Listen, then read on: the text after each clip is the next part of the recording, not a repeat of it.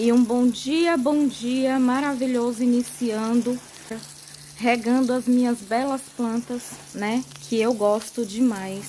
Sem elas não sou nada. Agradecendo a Deus a cada momento do dia que se inicia. Alguém aqui gosta muito de plantas. Esse alguém sou eu. Se você gosta de planta, tenho certeza que você também vai curtir esse vídeo. E cá estou eu, linda e plena, toda feliz.